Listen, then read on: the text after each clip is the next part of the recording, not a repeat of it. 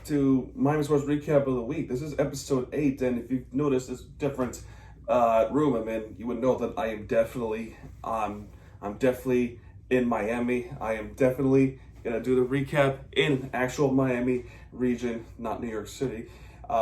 We do have some, before we even get started talking about the Sports Recaps, we have breaking news that happened this morning. So when I woke up, there was actually breaking news from the Marlins that Derek Jeter will no longer be as CEO of the Miami Marlins. Him and Miami Marlins mutually part ways with each other, so now Miami Marlins are on the hunt on the new CEO. If you want my opinion, I think Alex Rodriguez would be a perfect candidate for the Miami Marlins being the CEO for the team. He's a Miami native.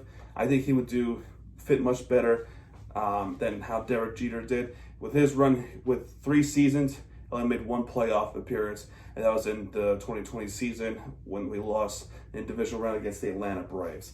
So that is a breaking news of this morning. But now, everything else is pretty much self-explanatory. So we're going to get started. So first things first, we got to talk about the Florida Panthers. And just, we went from being the top dog to now a very disappointing week of last week. We went to the home games thinking that we were going to be the dominant force that we were on the home ice. And in this week alone, we just cannot win at all whatsoever at home like we would on the road. So first things first, we talk about the Nashville Predators, where it was our first game on home ice for a good few weeks, at the very least, like 3 weeks. We started off strong. Sam Reinhart with the power play goal, but then Nashville with the response by Philip Forsberg to make it 1-1 after the first period. Raku Gudis, number 7, make it his first goal of the year. Aaron Ekblad to make it 3-1 for the Florida Panthers. And Nashville, they put up a good fight. Roman Hoshi to make it 3-2 Florida. And then Yakov Trinan to make it 3-3 tie game. That's in the second period. Sam Bennett to make it 4-3 to take the lead again. And then a little bit later afterwards, there was a equalizing goal, but Nashville was offside and the goal was disallowed. However, it did not matter at the end because we were on the power play goal and Tanner Janot to make it 4-4 on the shorthanded goal. It absolutely blew my mind that we were just getting response from Nashville when no other team could make a response for the home ice, which is a completely mind-boggling if you ask me. Michael Granlund to make it a power play goal to Nashville take the lead, and Tanner Janot to finish the game 6-4 Nashville. An absolutely frustrating way to end this. Johansson was the goalie for Florida. It was one of his debut games. But there's very few games that he played for Florida Panthers. Bobrovsky played the next game. Actually, now I think about it, I think Bobrovsky was the goalie of this game. The next game, Johansson was. Anyway, yeah, the Blue Jackets, it was Johansson. Excuse me. Anyway, Columbus Blue Jackets, it was a national television game. It was an ESPN Plus hockey night. Mackenzie Weegar to start off for the Florida Panthers. And then we had the player to watch out for that we did not watch out for. It was Patrick Laine for the Columbus Blue Jackets to equalize 1-1. Boone Jenner to make it 2-1. In third period, there was 6 goals, and most of them came out of Columbus. Gabriel Carlson to make it 3-1. Huberdeau responds 3-2. Cole Sillinger to make it 4-2. Justin Danforth to make it 5-2 Columbus. It was game 7 match right away. It was only a matter of if we can put up a fight or not. Sam Bennett to make it 5-3, and Oliver short scan, sorry if I can't pronounce the name right, to make it 6-3 Columbus. An absolutely disappointing game. A very disappointing game for the Florida Panthers. And Saturday, to make even matters worse, we had a winnable game against Edmonton Oilers. We had the lead and we blew it. We had the lead, we blew it. Derek Ryan for Edmonton to make it 1-0 Edmonton. We took the lead after that. Anton Lundell to tie the game, and Alexander Barkov with a power play call to make it 2-1. Derek Ryan again scores the goal for Edmonton. Leon Draisaitl to make a power play goal.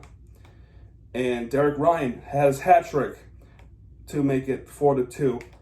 And our offense was nowhere except for when we hit 15 minutes and 51 seconds. Alexander Barkov's in the power play goal. We just had nothing. We had so many chances, we just blew it. Derek Ryan, a guy who not known for goals, but has a power play against us. How could that be? Florida Panthers, what is happening? I'm going to the game on Thursday. I hope they don't lose. Meanwhile, Tampa Bay Lightning, they're catching up. We're a few points up, and now they're 1 point behind us. So if we lose this game against Ottawa, not only is it a major disappointment, but there could be a chance Tampa Bay Lightning could take the lead in Atlantic Conference. And that would piss me off so much, and as well as it would piss off a lot of Florida Panthers fans. The Hurricanes, let's see. So the Hurricanes played Pittsburgh in Pittsburgh. They won 85-64 that game. And by the way, I'm doing this quick review because later on I'm going to head out to TX. And then the game that we should have had, Virginia Tech, we lost by a point. And again, late three-pointer for Virginia Tech cost us the game. And even though that should not have happened, it definitely should not have happened. As far as the women's game, let's see here. So the women's game, we won against Georgia Tech. I've said it before. Thursday, we lost to Virginia Tech. And then last night, we slaughtered Clemson Tigers. And that's the women's side. Now let's talk about the sport that we went to the other day. You already know what happened. I don't need to get into much more detail on that game. And yes, it is the Inter Miami game. That game, we should have had it, and Chicago should have had it either. I'm trying to get to there. But anyway, yeah. With the MLS season in a way, how has transpired for Inter Miami? Simple. We had a lot of chances, and we started the season off 0-0 against Chicago Fire. I don't think I need to get much more detail into that game. You already saw the vlog. If you haven't, go check it out already. I don't think I need to explain much else. I will comment on this, though, on the penalty, the VAR penalty that happened. They said he was selling. DeAndre Yedlin, the new signing for Inter Miami, he sold. But my frustration is, I've seen calls like that they were selling, and they still get the benefit of the call. It's an inconsistent VAR bullshit that needs to be fixed, and I'm surprised they did not even fix it right away. They're going to say he sold. Okay, maybe. But how do you defend that if that same play happens, somebody still gets the penalty? And I'm pretty sure with the bigger teams like NYC, Los Angeles, if something like that happens, they still get the benefit of the penalty.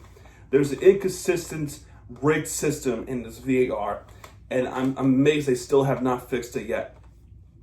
Bullshit. Yeah, everything else, I don't need to explain much what happened. You can go check out the vlog yourself. And we get to the winner of the week, Miami Heat. We returned against the New York Knicks in Madison Square Garden, and the final score was 115-100 Miami Heat. Again, I don't need to explain much what happened in this game. You can go. I made a vlog about it a couple of days ago. You can go check it out yourselves. It was at Madison Square Garden. I was with Ari YT, Hammer Bro TV, and MJ23 in that game. Such a fun game to watch, and incredibly frustrating one to begin with. But we eventually got our minds straight, and thanks to Tyler Hero and Bam Adebayo scoring for us, as well as Jimmy Butler, we were able to prevail through. Duncan Robinson had shit that game, 0 points. With another player, RJ Barrett, 46 points. I witnessed it all. 46 points. And the Tyler Hero dunk, they deserved it. But yeah, everything else, I don't need to explain much what happened in that game. What I will explain was the game last couple of nights ago. It was against San Antonio Spurs, and what a great game this was. To start off, we were losing 40-28, and Bam Adebayo had a very, very slow start. But eventually he picked up the pace on this very, very career game with 36 points. Bam Adebayo. Jimmy Butler, 27 points. Peter Tucker with only just 2 points. Kyle Lowry with 13 points. And Duncan Robinson with 6 points. Tyler Hero with 26 points off the bench. Bam Adebayo with a career game with 7 rebounds, 4 assists, and 3 blocks. 3 blocks. Think about this. Defensive player against a very established San Antonio Spurs. We beat them at San Antonio. We can beat them there. Bam Adebayo came clutch in that game. San Antonio Spurs 129-133 Miami Heat. So Bam won't be denied. He will not. So that is pretty much it. I know it's a short review, but I have somewhere to be tonight. So that's going to do it for this video tonight, folks. If you like this video, hit that like button, subscribe for more content. That's Miami TVG. We'll have you back. And when he does, you're right there with the FA at time you deserve. Miami TVG signing up, folks. Good night, everybody.